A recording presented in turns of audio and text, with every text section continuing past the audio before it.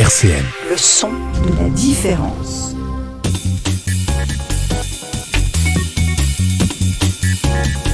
Le Forum des bailleurs sur RCN, en partenariat avec MMH. Bonjour tout le monde et bienvenue dans ce nouveau Forum des bailleurs, le premier de cette rentrée 2022. Et pour ce faire, j'ai le plaisir de recevoir deux entités, MMH et Réciprocité. On va parler ensemble du défi propreté. Alors autour de la table, j'ai une habituée du plateau, on peut le dire, Christelle Dorlé, qui est responsable d'agence à l'Axo Maxéville. Comment allez-vous ? Bonjour, parfaitement bien, merci. Il y a Élise Mention aussi, qu'on a déjà entendu sur nos antennes de RCN, qui est chargée de développement social. Bonjour Élise Mention. Bonjour. Philippe Auger, assistant technique, cadre de vie chez Réciprocité, dont c'est la première fois ici à RCN. Bienvenue. Merci, bonjour à tous et à toutes. Et enfin, Lucie Naoul, qui est agent de médiation, cadre de vie. Bonjour. Bonjour. Alors, pour rentrer dans le vif du sujet, ce défi propreté, qu'est-ce que c'est ? Quelle est sa conception ? Élise Mention. Alors, le défi propreté, c'est une opération qui existe depuis 2013, donc créée en 2013 par Meurthe-et-Moselle Habitat en lien avec l'association Réciprocité, qui est en fait le partenaire historique de l'opération avec Meurthe-et-Moselle Habitat.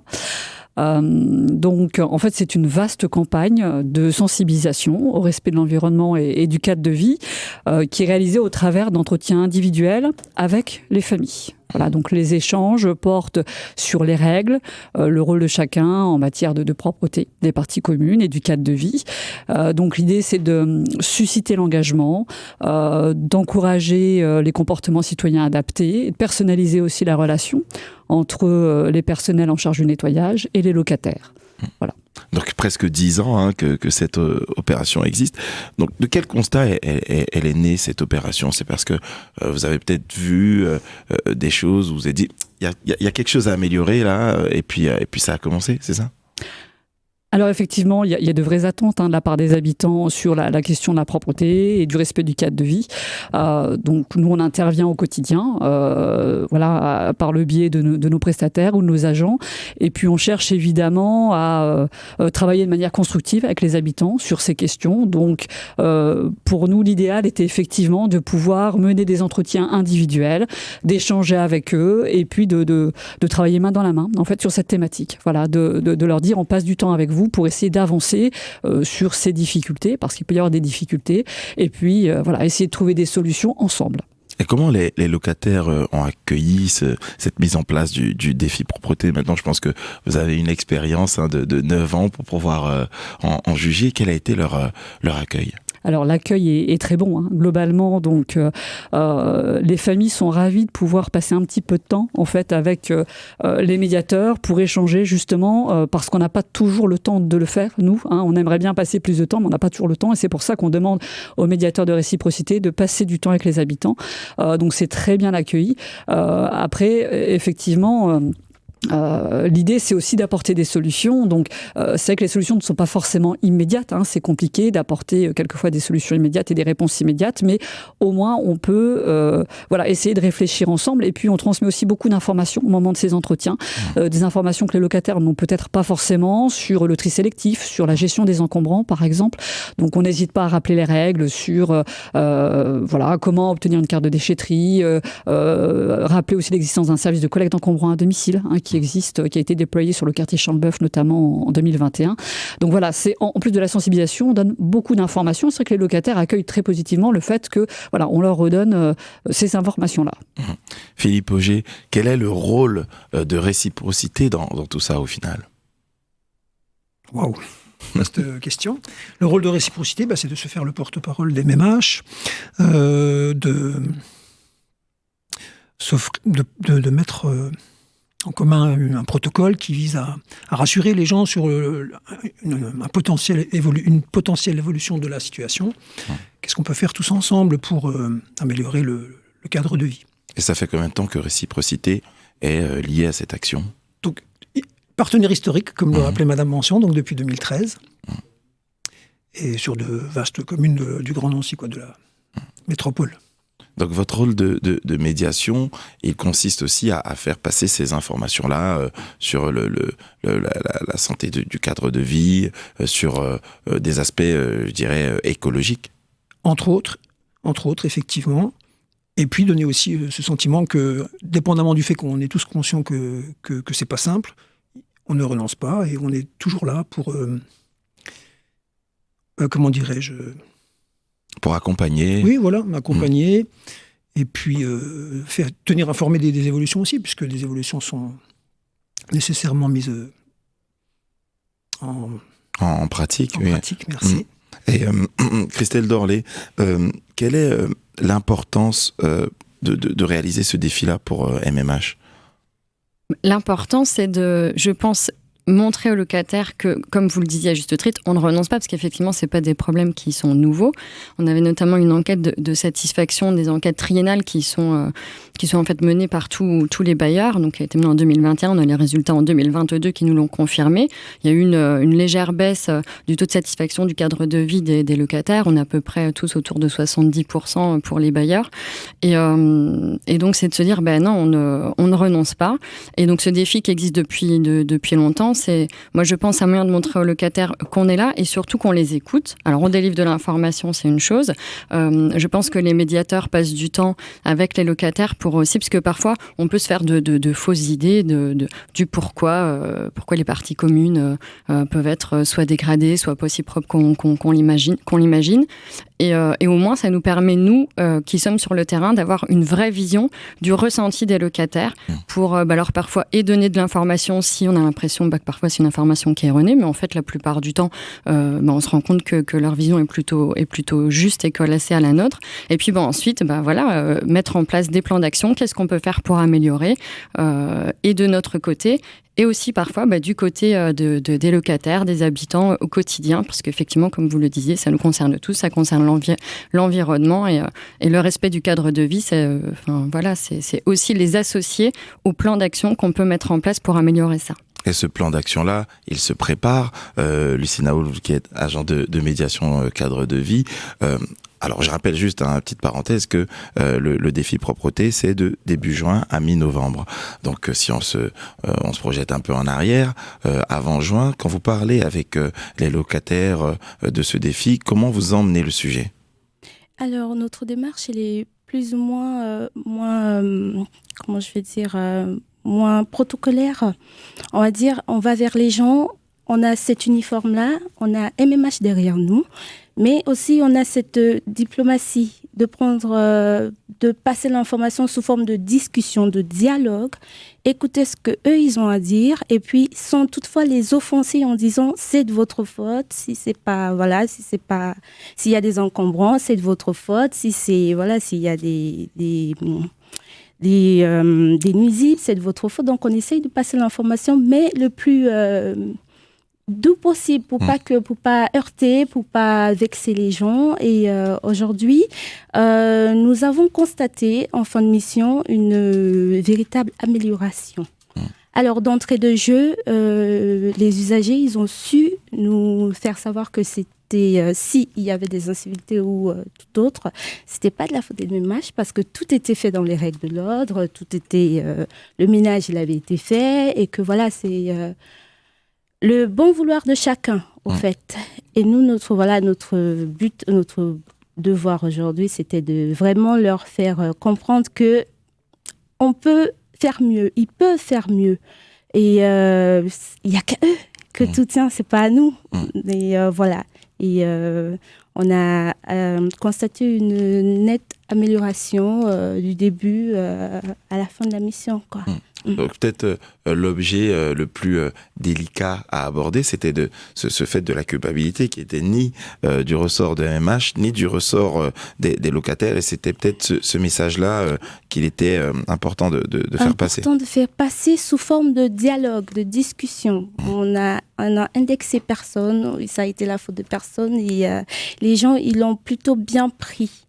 Ceux qui nous ont accueillis ont bien pris l'information. Après, c'était plus ou moins pour nous, c'était ludique. Voilà, on va dire ça. Il n'y avait pas de protocole, il n'y avait pas vous faites ci. On a eu notre support avec notre questionnaire, on a posé des questions et des fois, ça faisait du bien aux gens de pouvoir parler parce que nous, on venait quand même au nom des MMH. Ils se sont sentis un petit peu écoutés, on va dire. Et voilà. Et pour nous, ça a été vraiment une très belle mission. Et s'il fallait le refaire, ce sera à refaire. Est-ce que vous pensez que le dialogue a été aussi facilité parce que là, vous avez évoqué le fait que vous portez ce gilet, réciprocité ou MMH, et puis il y a une forme de reconnaissance, parfois visuelle déjà, de la part des habitants. Est-ce que ça a été un facteur clé pour faciliter le dialogue ? Oui, je veux dire, parce que c'est ni MMH, ni la voisine qui est en colère parce qu'il y a son encombrant qui traîne. Donc, ça a été... on est comme neutres, voilà, je vais dire. On est des personnes neutres. Donc, ils savaient qu'ils pouvaient tout nous dire. Et voilà, nous, tout ce que nous, on avait à faire, c'est apporter le message des MMH tout en les écoutant et leur faire savoir que voilà, il va falloir faire 2 petits efforts. MMH est là, mais vous aussi vous êtes là. La clé c'est vous, c'est pas MMH. Donc voilà. Alors je connais un artiste qui veut aussi apporter le même message que vous. C'est Orelsan avec son morceau qui s'appelle Du propre sur RCN. Le Forum des bailleurs sur RCN, en partenariat avec MMH. Du propre, Orelsan sur RCN 90.7 et on est avec MMH justement pour parler du défi propreté de début juin à mi-novembre avec Christelle Dorlé, responsable d'agence, Élise Mention chargée du développement social, Philippe Auger, assistant technique cadre de vie chez Réciprocité et enfin Lucie Naoul, agent de médiation cadre vie pour Réciprocité. On parlait de la préparation de cet événement. Il y a certaines visites sur le site, n'est-ce pas, Élise Mention ? Alors oui, effectivement, avant chaque démarrage sur chaque secteur, donc on donne rendez-vous à l'équipe de Réciprocité et aux représentants de l'agence de proximité pour un point sur site. Voilà, on visite les lieux, on fait un petit peu le point des difficultés qui peuvent être rencontrées et puis on fait connaissance aussi pour qu'il y ait un lien qui s'établisse entre les agents de Réciprocité et notre agence, puisque tout au long de la mission, en fait, l'objectif c'est aussi que les médiateurs fassent remonter les attentes, les besoins, les difficultés éventuelles qu'auront pu décrire les locataires. Et quels sont les retours globalement, généralement ? Alors, réciprocité, je pense pour être précis dans la réponse, mais globalement, effectivement, comme le disait Lucie tout à l'heure, il y a une reconnaissance du travail qui est effectué au quotidien par les équipes de Meurthe-et-Moselle Habitat et par ses prestataires. Il y a aussi voilà, le fait que les habitants indiquent qu'il y a des difficultés, voilà, notamment liées au fait que les parties communes ne sont pas toujours respectées, voilà, l'entretien n'est pas toujours respecté, on jette quelquefois des papiers, etc. Donc, c'est vrai que le constat est là, que malheureusement, il y a quand même encore des comportements voilà, qui font que le cadre de vie peut s'en trouver un petit peu dégradé. Et, donc, tout le monde le regrette. Au fond, c'est quelque chose que tout le monde regrette. Et voilà. Donc, l'idée, encore une fois, c'est... Et Lucie l'a très bien dit tout à l'heure, on n'essaye pas de stigmatiser ni de vexer qui que ce soit. On ne cherche pas du tout ça. L'idée, c'est vraiment de comprendre pourquoi il y a aussi quelquefois des comportements qui ne sont pas forcément adaptés, je dirais, dans un milieu collectif, et comment on peut travailler là-dessus. Voilà, comment on peut avancer là-dessus. Philippe Auger, est-ce que vous, chez Réciprocité, vous avez des retours et quels sont-ils ? Parmi ce qui a déjà été évoqué, je rappelle quand même le fait que par rapport aux éditions précédentes, j'ai trouvé déjà l'accueil forcément plus agréable. On sort d'une période post-pandémique, on en sort relativement parlant, mais on est sur la bonne voie, mettons. Donc de ce point de vue-là, c'est déjà une grande satisfaction. Il y a un besoin de parler de l'ensemble des personnes qui nous ont ouvert la porte de leur domicile. On n'en est pas encore à rentrer comme autrefois dans les démarches de porte-à-porte où on était volontiers invité à entrer. Il y a encore une petite gêne, on va dire. Ça, c'est un premier point. J'avais autre chose à l'esprit qui va me revenir, évidemment. On y reviendra. Et donc, sur la réalisation concrète, qu'est-ce qui s'est passé pour l'instant depuis le mois de juin ? Alors concrètement, ce qui s'est passé depuis le mois de juin. Nous sommes allés, comme à chaque édition, sur place, principalement dans les quartiers prioritaires. Donc, quels sont-ils pour nos éditeurs, on va rappeler. Pardonnez-moi, alors il y a eu Jarville, la Cali, nous avons eu Maxille de Champlbeuf, donc. Et puis là, dernièrement, nous achevons notre mission à Vendeuvre Nation. Donc ce sont essentiellement des grandes tours d'habitation, de nombreux étages, pour lesquels les problématiques sont souvent les mêmes. Les amas de sacs poubelles autour des containers, les Molocs en l'occurrence, les jets de détritus par les fenêtres, les encombrants dans les communs. Donc on arrive, on frappe, on est venu préalablement faire quelques photos, non pas à charge, mais qui permettent d'avoir un support visuel pour évoquer la problématique avec les locataires. Et puis tout au long de notre protocole de questions, on pointe ce qu'il est possible d'améliorer encore et encore. Et Lucie Naoul, quel est le constat ? Est-ce qu'il y a une amélioration ? Est-ce que la sensibilisation s'effectue, le message passe ? Ou est-ce que pour l'instant, vous en êtes encore à devoir, entre guillemets, ramer pour voir des évolutions concrètes ? On n'en est plus vraiment à l'étape où l'on ramait. C'était au tout début d'émission où les gens ils nous voyaient arriver avec nos petits gilets. Alors, qu'est-ce que vous allez nous dire concrètement en fait ? Et donc aujourd'hui, on a constaté une nette amélioration, comme je disais tout à l'heure, dans le sens où au tout début d'émission, les parties communes, elles étaient plutôt, on va dire, pas très propres. Oui, pas très propres. Excusez-moi du terme. Il y avait des papiers, il y avait des graffitis ou des trucs comme ça. Les gens ne respectaient pas trop. Et en fin de mission, on constate plutôt que c'est propre. C'est propre, voilà, les gens ils font un petit peu plus attention. Je ne sais donc pas si c'est le fait qu'on soit là tout pendant des semaines entières. Parce que vous êtes là combien de temps ? Une fois par semaine ? À quelle fréquence ? Alors nous sommes là du lundi au samedi, donc c'est vraiment... Une omniprésence. Oui, tout le temps, on passe à chaque immeuble, chaque appartement, on toque, jusqu'à ce qu'on soit reçu. Alors, on a essuyé des refus aussi, mais ça c'était vraiment, on va dire... pour des gens qui ne veulent pas ou parce qu'ils n'ont pas le temps, donc non, on ne peut pas. Mais ils ont quand même pris le temps de nous écouter. C'est pourquoi. Et donc, on disait, voilà, nous sommes réciprocité, on vient de la part du même âge, dans le cadre d'un défi de propreté. Et là, les gens... Alors, oui, il y a trop d'incivilité, trop de déchets, trop de pipi. Ils prenaient quand même le temps de nous expliquer avant de nous dire, vous savez quoi, j'ai pas le temps, je peux pas vous recevoir parce que j'ai déjà, j'ai des choses à faire. Et donc pour nous, c'était un refus et pas aussi un refus parce qu'ils ont quand même pris la peine de nous écouter 2 minutes, quoi. Alors, Christelle Dorlé, est-ce que depuis le mois de juin, il y a déjà des constats satisfaisants ?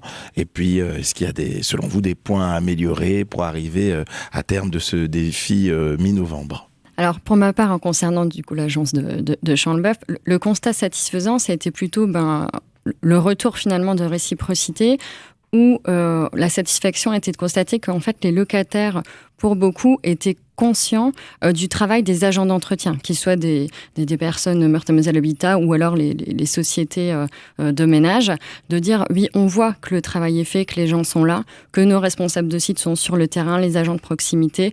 Mais c'est vrai, et la plupart du temps, étant désolé pour eux de dire, ils trouvent des trucs pas sympas le matin. Et en fait, comme le disait tout à l'heure Alice Mention, tout le monde en est désolé, et les habitants, et les locataires, et le personnel Meurthe-et-Moselle Habitat. Donc c'est vrai que ça reste quand même une satisfaction pour nous de dire, au moins quand même, on se rend compte que nous, on essaie de faire le travail au mieux, même si après, on a toujours des axes d'amélioration et qu'il ne faut pas se reposer là-dessus. Il y a quelque chose dont on n'a pas parlé encore, c'est vrai que la satisfaction, c'est pour les locataires une prise de conscience, pour certains, de mieux entretenir les parties communes si ce n'était pas le cas. Après, il y a quand même un phénomène extérieur qui existe, qui est le squat, où là, pour le coup, c'est des personnes extérieures à l'immeuble, et ça existe, et souvent, en fait, c'est pour les entrées, on va dire, dont on dit qu'elles vivent mal, souvent, c'est ce point noir, c'est des personnes extérieures qui viennent, parce qu'il peut y avoir du trafic ou du squat, ou parce qu'on vient fumer dans les parties communes. Et donc là, c'est là où nous, quand on nous remonte ces informations, où nous, on va pouvoir agir, essayer de mettre en place des choses pour éviter le squat et que les gens retrouvent aussi la tranquillité dans leur immeuble. Comment le gérer, ce squat, justement ? Alors là, c'est partie moins sympa. On a mis en place de la vidéosurveillance pour permettre aux gens, alors avec un système, et ça, on essaye de communiquer là-dessus, en fait, d'appel, c'est-à-dire qu'il y a un système de gardiennage en lien avec la vidéosurveillance, qui fait que quand les locataires constatent qu'il y a du squat dans les parties communes, ils appellent de manière anonyme ce centre de gardiennage qui va en fait délivrer par des haut-parleurs un message en disant veuillez évacuer l'entrée, sinon on est susceptible d'appeler la police. Et là, bon, au mieux, ils s'en vont et ça se passe bien et les gens s'en vont. Ça, c'est un système qui fonctionne. Et puis, après, c'est de faire des passages, nous, régulièrement. Il peut y avoir aussi des passages de la police. On prévient la police et puis le soir, ils font des passages pour demander aux jeunes d'évacuer. Mais en tout cas, c'est vrai que le plus d'informations on a... Alors nous, on n'est pas la police et on ne se substituera pas à la police et c'est pas notre rôle. Mais voilà, ce qu'on peut faire, c'est sécuriser les moyens d'entrée, les entrées dans les immeubles, et puis continuer. Alors s'il y a des tags, on enlève, on refait pour qu'il n'y ait pas des tags qui restent. Effectivement, si c'est très sale le matin, l'agent d'entretien, c'est pas marrant, mais il va le faire pour que les gens continuent à se sentir quand même bien dans l'immeuble et ne restent pas avec des particules sales, et pas que des jeunes qui de temps en temps se disent je vais m'installer là, personne vient, je suis pas dérangé, quoi. Alors, pour finir cette émission, il y a aussi des relations à faire avec vos autres actions chez MMH et Élise Mention. Je vais vous laisser nous les énumérer. Oui, alors effectivement, le défi propreté, c'est une des actions dans le panel d'actions de Meurthe-et-Moselle Habitat. Alors c'est une action importante parce qu'elle nous permet d'avoir un lien direct avec les familles, les adultes en tout cas.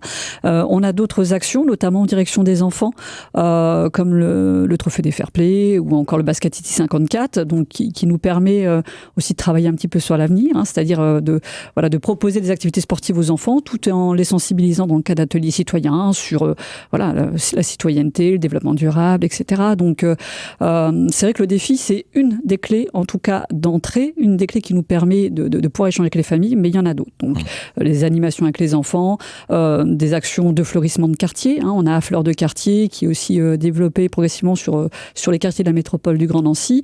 C'est un moment convivial avec les habitants, mais l'idée, c'est aussi de passer un certain nombre de messages, pour aller encore une fois dans le même sens. On travaille tous ensemble pour son quartier, pour faire vivre son quartier, pour vivre bien dans son quartier. Et puis, on a encore d'autres actions telles que des chantiers jeunes. Donc là, où les jeunes vont nettoyer les quartiers, nettoyer les parties communes. On est partenaire du dispositif Argent de Poche sur le plateau de Haye. Et puis on développe des services, comme on l'évoquait tout à l'heure, des services de collecte d'encombrants à domicile, etc. Donc tout un panel d'actions qui ont pour objectif d'informer, de sensibiliser, et puis aussi d'apporter des solutions, quand ce sont des services, d'apporter des solutions aux habitants, tout simplement. Alors, un mot de la fin, peut-être, Lucie, pour terminer sur ce défi propreté. Qu'est-ce qu'on peut vous souhaiter ? Alors, que les gens ouvrent et qu'ils nous parlent. Alors, chers qu'ils nous auditeurs, disent, on a besoin de ça, on a besoin de savoir. On veut savoir ce qui ne va pas exactement et la seule façon par laquelle on peut le faire, c'est qu'ils nous ouvrent la porte. Je pense que le message est passé pour les auditeurs, en tout cas pour les locataires de MMH. Merci beaucoup, Lucie Naoul. Je rappelle que vous êtes agent de médiation cadre de vie pour Réciprocité. Merci Philippe Auger, assistant technique cadre de vie chez Réciprocité. Élise Mention, chargée de développement social pour MMH. Et enfin, Christelle Dorlé, responsable d'agence pour MMH. Merci tous les quatre. Et quant à nous, chers auditeurs, on se retrouve très très vite pour un nouveau forum des bailleurs. Et on va se quitter avec un morceau de Taylor Swift qui s'appelle tout simplement Clean, et je pense que c'est à l'ordre du jour. Au revoir. RCN, www.rcn-radio.org